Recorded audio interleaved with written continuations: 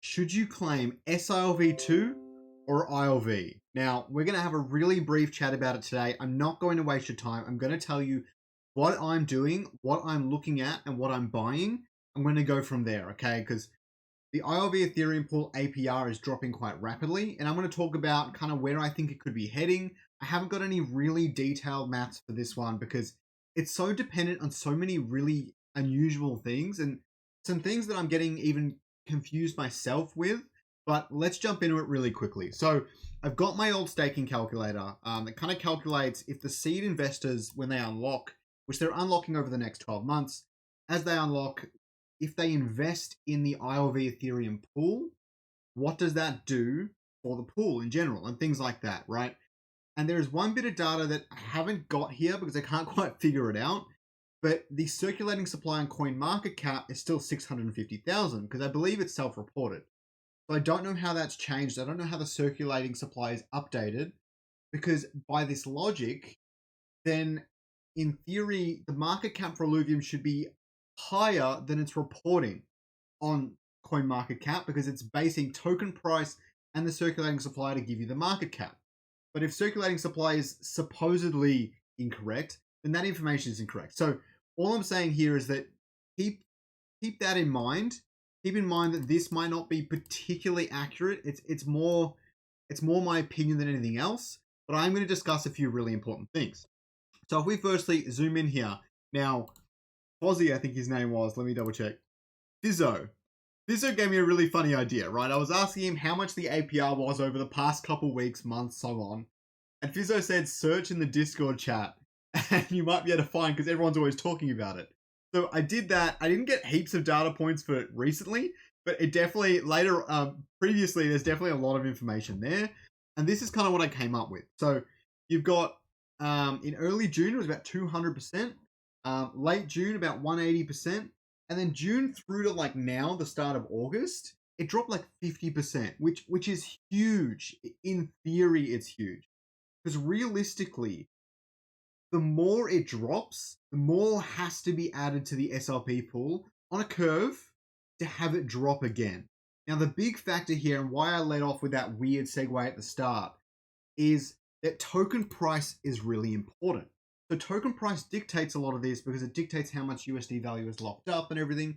And if I can't get that information, this does start to become a little bit fuzzy because I can calculate kind of how much USD is locked up based on seed investors and things like that. But if the token price keeps getting bought up and keeps staying and the market value keeps staying the same, then it affects these percentages. Well, let's have a quick look at the percentages I've got. So I tried to put in values for seed move and stake move to SLP. Stake hasn't quite started unlocking, only just maybe. I think it was the end of July. So staked has just started unlocking. And how much they move across to the SLP pool to get certain percentages. So I tried to line it up with what we've been seeing at the moment. As you can see here, that in August, it dropped down to 120. It could drop down to 120%, potentially even lower. I'll adjust this as I go. But May, June, July, that all looks like a pretty good representation of what actually happened.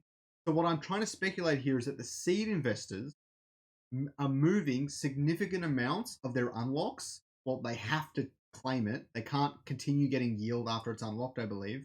They're moving significant amounts into the ILV Ethereum liquidity pool stake. That is giving them even bigger yield, which makes sense. I mean, I would, if I was a seed investor, I would absolutely do the same. But what's interesting here, so I fudged the numbers here and I've just put in $100 token price all the way down, even though that would make a pretty big impact if it drops significantly.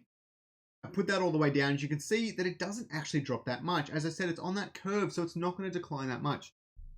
And quite frankly, heading into December with 67% APR still is really, really good. So if we're aiming for that, I'm going to say that going for the SLP pool stake is still really, really promising for the next couple of months, at least until the game's launched. But when the game's launched and the token price goes up, then you're going to be getting more rewards in USD value anyway. So it's just an interesting way of viewing this. But if RevDiz outpaces it, then that's its own story. But considering what we saw in the land sale and we're in a bear market and everything, I'd say RevDiz might not like super kick up high on Moonshot or anything like that. So I'm definitely looking at SLP stakes as much as I can. Now, the other option we need to talk about is simply the Illuvitar. Now, I absolutely love them.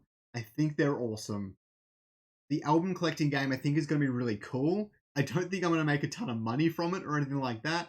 I'm going to be getting Illuvitars to give away on the channel and just to have fun with it. Okay, so if you guys are looking at Illuvitars like an investment, I'd be very, very careful. The structure it's setting up for is potentially as a very long-term investment, 2 or 3 years down the line, or just for fun.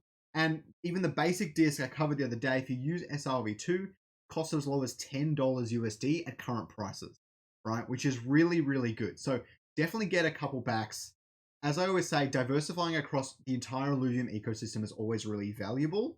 But if I had to focus somewhere, I'm still focusing on that ILV ETH stake up until potentially the launch. And then if you have new funds, see where the rev diz is at, make your decision then.